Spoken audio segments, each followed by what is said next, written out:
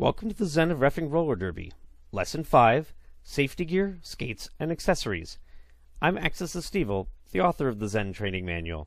I'm filming this on May 19th, 2018. The contents of this presentation are update as of this recording. Should this video become obsolete or replaced by a newer version, I'll place a link on the screen to where you can find more information. As always, you can find the latest version of the full training manual at www.tinyurl.com/zenreffing. A quick disclaimer: the WFTDA, MRDA, and JRDA are not responsible for the content in the training manual or this presentation, nor do they make any claims as to the accuracy of its content. Let's start by talking about mandatory safety gear. Required gear in a game of roller derby includes helmet, elbow pads, knee pads, wrist guards, and mouth guard.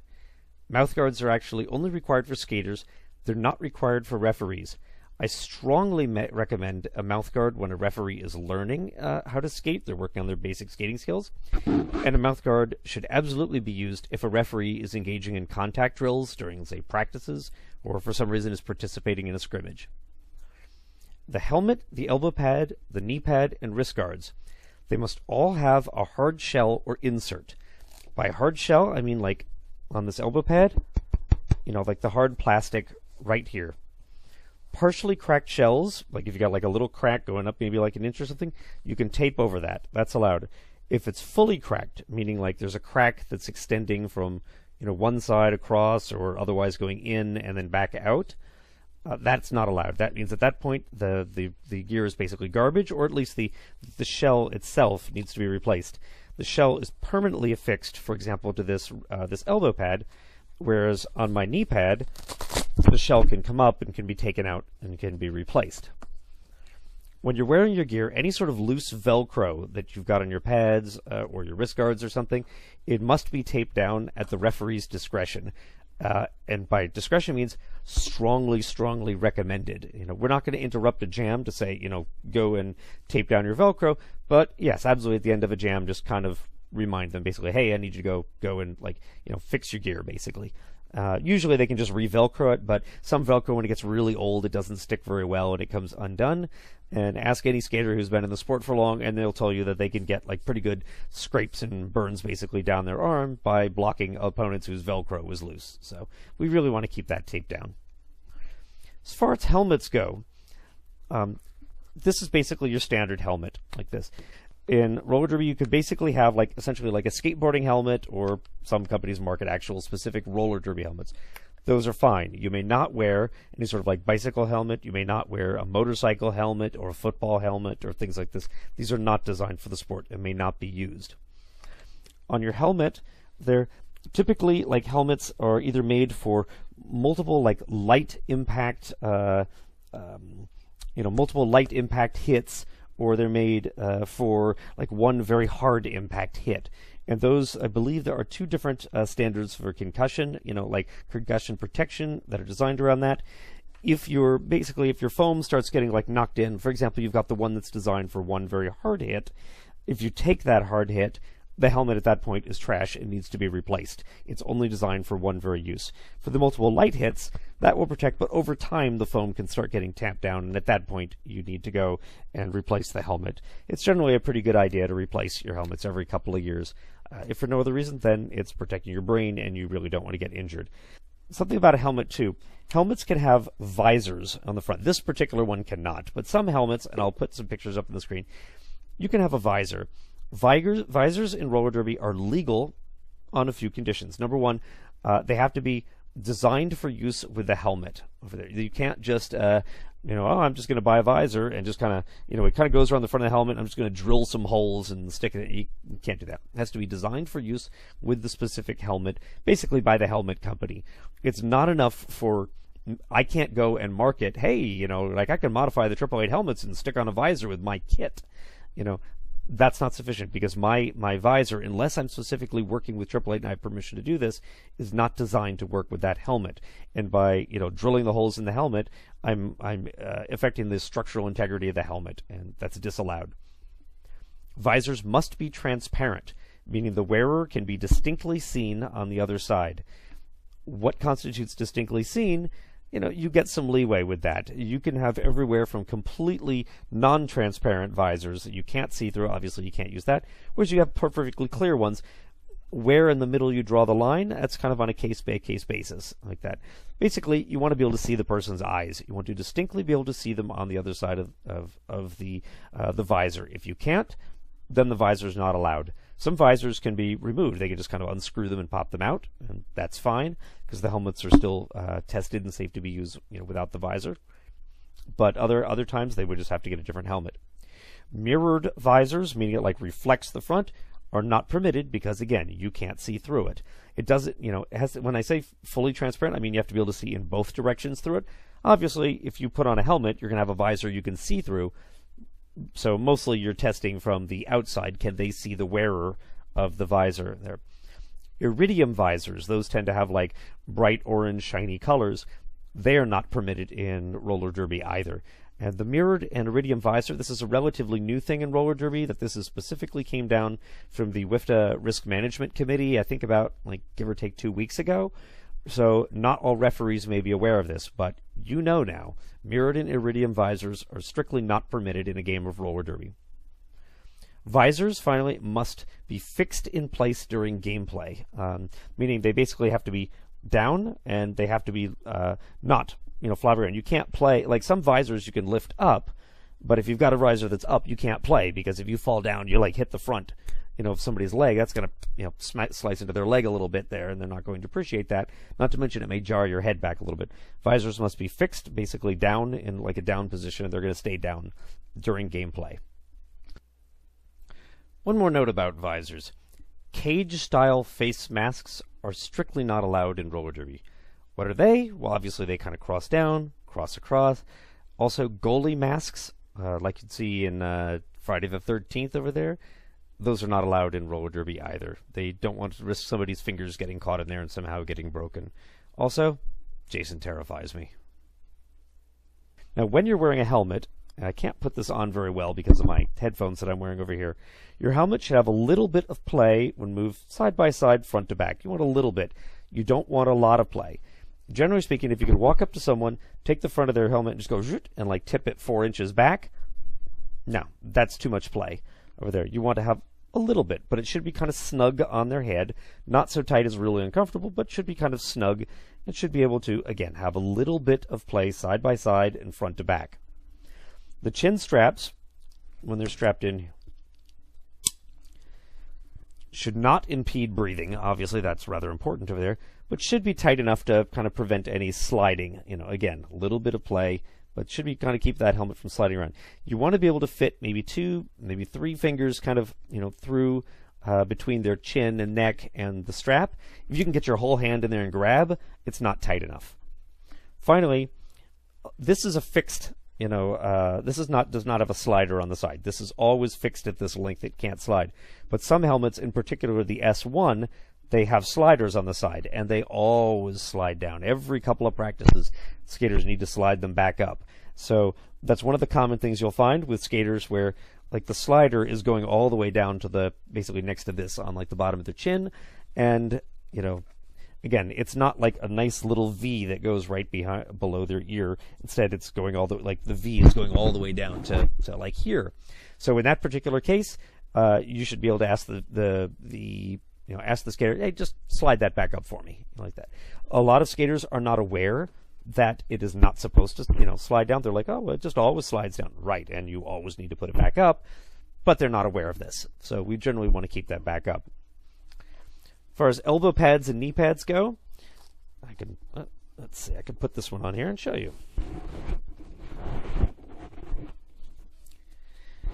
There we go.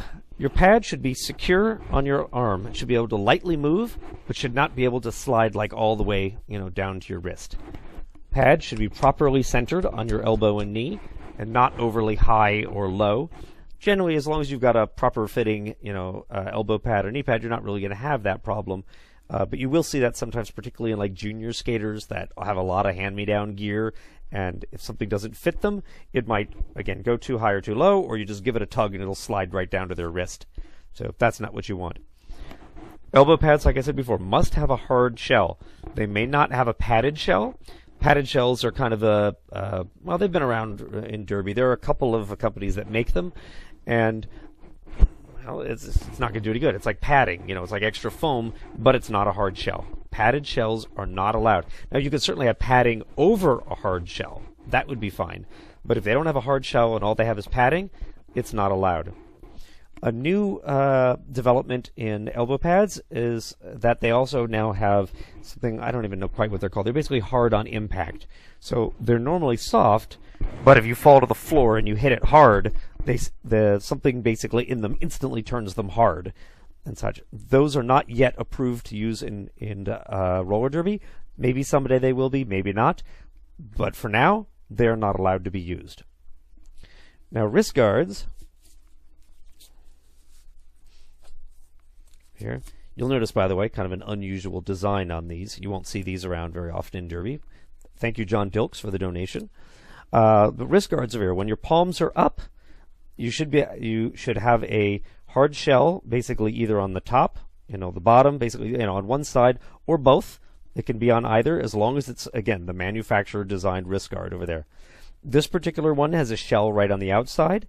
Other wrist guards, they have basically cloth over it, and maybe there's like a little hole, and you have to slide the little shell piece basically inside it.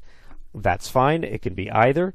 You just got to be careful that it doesn't break. I had an old set of this wrist guard, and they broke, and they would not have protected me. Once they were broken, they were like flopping around, and they wouldn't have protected me against anything.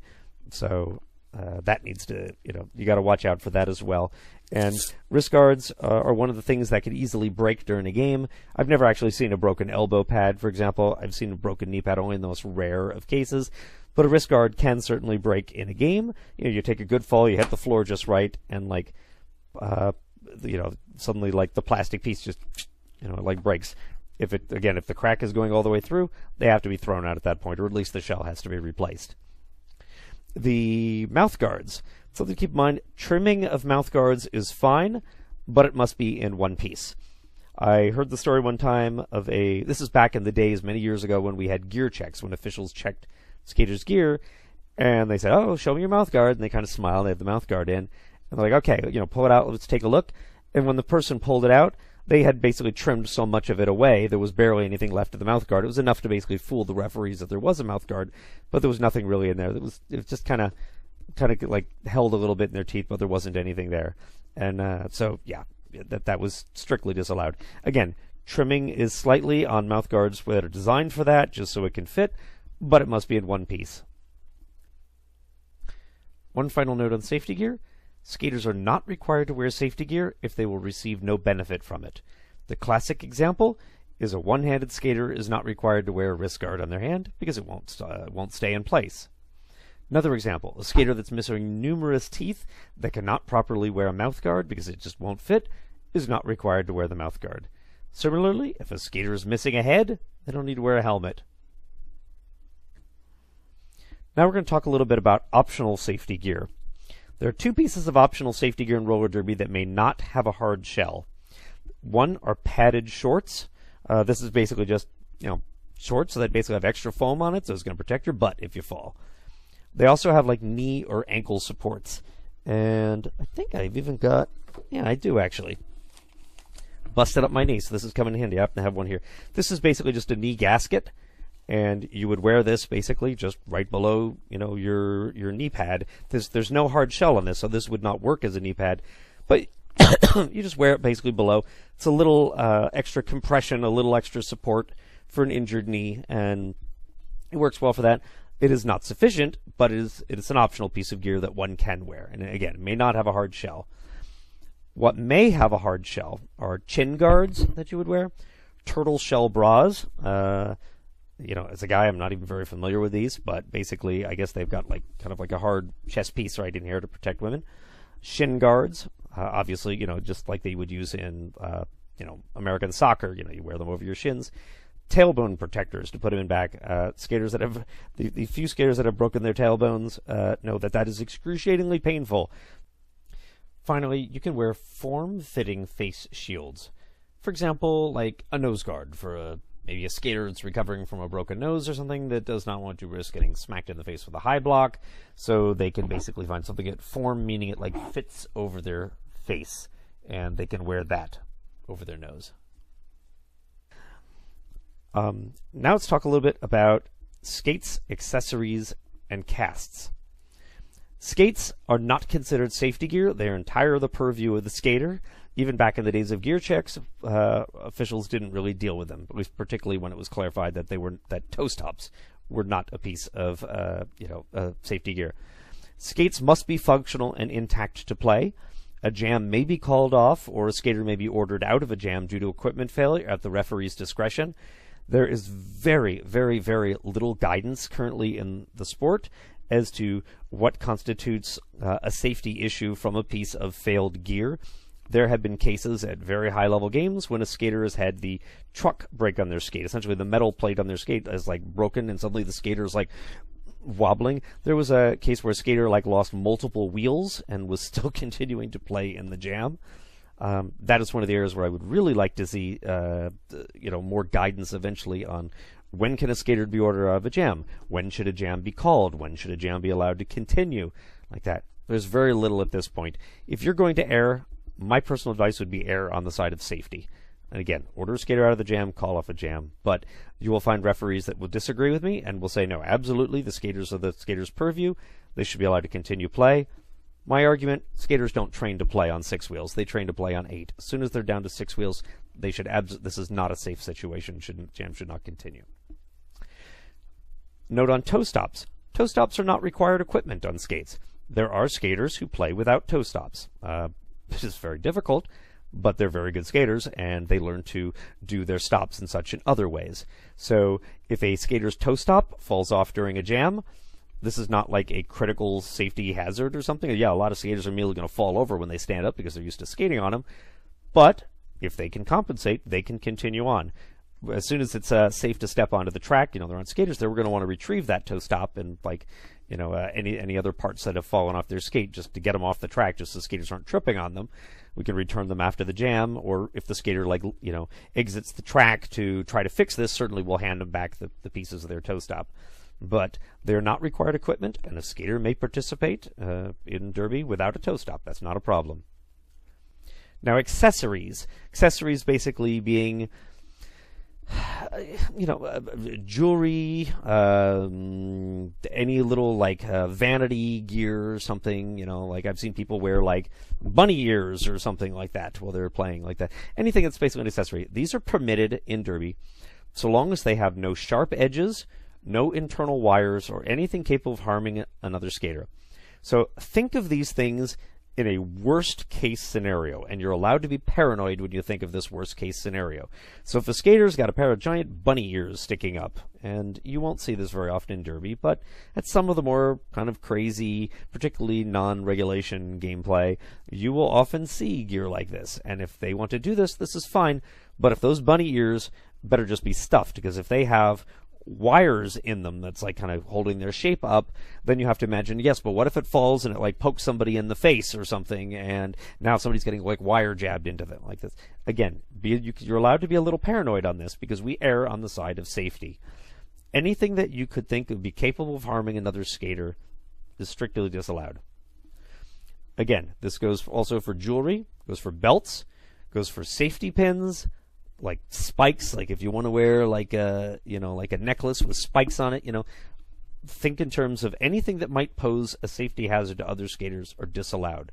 Like safety pins, they can easily pop open and stab somebody. We do not allow safety pins for that reason, unless you can somehow design one that's just not going to pop open during a game, no matter how they're getting jostled and hit. So I'll never say, I don't want to say, it's like a never say never situation, but generally a really bad idea, and you don't want to allow them. Casts. Having broken my wrist before, I am very, very interested in this topic. Casts are permitted if they do not pose a hazard to other skaters. Casts do not require padding. You don't have to wrap something around them or and such. The main thing, of course, obviously, if they do not pose a hazard to other skaters. So I'll never say never. Maybe a cast has got a sharp edge on it, or got something that's sticking out, or a metal piece that's out of it. That would pose a hazard to another skater. But if it's just a plain cast, you can use it. Now, the interesting thing too, if you have a cast on your wrist like I did, and it covered my wrist, it was basically from the middle of my arm up to the middle of my hand, over there, now you are not required to wear a wrist guard for that. So, as the cast is now covering the wrist, and it is now considered to be immobilizing the wrist. If your wrist is not immobilized for some reason, although it generally would be if the cast is going like this, if it's not immobilized, you wouldn't be able to wear it, but because it wouldn't protect your wrist. But yeah, as long as you basically got a cast going up, then it's going to work. A few other things. I'm not going to talk much about uniforms here. That's really not the topic or the purpose of this lesson, but on roster numbers on uniforms, they may not be affixed to the uniform with safety pins or tape. Safety pins are a hazard, as we said.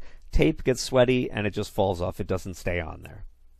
If a skater arrives at a game and they desperately need to figure out a way to get their number on their uniform, that's really not our problem as referees over there, as long as they're not using safety pins or tape.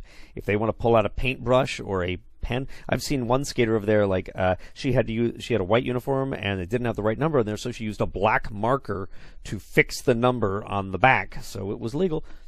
Fine, perfectly legal in that case. Note on the captains and alternates in their uniforms or their clothing. A captain or an alternate must sport a C for the captain or A for the alternate on their uniform, on their clothing, or on their arm. That's required. It doesn't always have to be the most obvious thing. They would strategically want it to be obvious, so at a moment you can instantly tell who the person is. But if they just put the A on the palm of their hand and they just kind of hold it up when they're doing like a timeout or something like this, so that way you can see the A, that's fine. Now let's talk a little bit on some penalties related to safety gear. Main one, as we talked about, is illegal procedure, as well as an optional cue indicating the violation. And this can be gotten, you can receive this sort of penalty, or a skater can receive this penalty, for removing required safety equipment during a jam, including whether they're skating to or whether they're skating from the penalty box. And that would basically be any of the mandatory equipment that we talked about: the helmet, elbow pad, knee pad, wrist guards, or mouth guard. They have to leave it on at all times during the game, with one exception. When I say during the game, I mean when active gameplay is going on and they're on the track. With one exception, and that is when they're in the penalty box, a mouth guard may be removed while seated in the box, but must be replaced prior to exiting the box. But yes, as long as they're seated in the box, they're not in imminent danger of being penalized. Of being blocked. So we will allow them to take out their mouth guard just as a simple comfort thing, particularly if they want to, talk to somebody or something like that. It must be back in their box prior to, in the back of their mouth prior to exiting the penalty box. If it's not back before they leave the penalty box, that's an immediate penalty, and that is, again, the illegal procedures. You might say illegal procedure, mouth guard. Now, something too is we have in roller derby we refer to as no impact penalties. It's no impact illegal actions. It's basically they've done something illegal, but it's just so minor and didn't have any really impact. It wasn't much of a safety risk. We're not going to worry about giving a penalty. So, for example, the skaters in the penalty box wearing their helmet, and they just want to adjust their straps like that. It's probably not even really illegal. If they were to really quickly undo this, they start adjusting it. We're not going to instantly issue a penalty for that, but that's a case where we would give them a warning. Ask them to please, please refasten your helmet over there. If they were, so we want to keep that on. But again, it's a very, very, very minor infraction. Now, if they are to undo that and take their helmet off all the way and start adjusting their straps or something like that, now they have removed their gear in the box, and that is where there's a penalty. They may not actually remove the gear. Again, we will give them a little bit of leeway, in particular, undo your straps or something like that. And that leeway does not really extend into opening their helmet, undoing the helmet strap there. We're going to ask them, okay, please just keep that on. But yeah, like a wrist guard or something, if they just want to undo the Velcro for a second to kind of adjust it and slide it back in, that's fine. If a skater wants to fix an issue of equipment failure, for example, a skater is in a jam and the plastic shell pops out of their wrist guard, and they don't notice at first, and we have no idea who this person is, and the skater is given another unrelated penalty, and they're basically headed to the box when they notice their plastic shell sitting on the floor. So they stop, they pick up the plastic shell, they go to the box. they want to put this back in the wrist guard. Well, the thing about wrist guards is if you got to put the little plastic insert back in there, it's very difficult to do when you're wearing the wrist guard. So you kind of need two hands to do it, and you really can't get your hand to help you. So the easiest thing to do would be to take it off and slide it in. But you can't take off the gear while you're in the box. So we would not allow them to take off the gear to put that in. If the skater wants to fix that, and they really do need to fix that before they go back out on the track, what they have to do is wait till their penalty time ends, and then they may exit the box and go basically kneel down outside of the box and then go fix it. Fix it at that point. If the jam ends and now there's no gameplay at all going on, that might be an acceptable reason to stop and ask the penalty box staff, may I, take this off for a second and, quickly fix this. And the penalty box, we're getting in kind of an undefined area. They may say yes and they may say no. If they say no, you have the right to request a substitute now because you have gear that is not functional gear and you're not able to fix it. And so they can have somebody come sub for you in the box at that point. So your team can do that. Again, we're getting a little off the rails here. The main thing, though, skaters in the box still have to wear their gear. They may not remove gear to fix or adjust it, but we give them a little bit of leeway for very, very minor things. That's pretty much it. So that concludes Lesson 5, Safety Gear, Skates, and Accessory.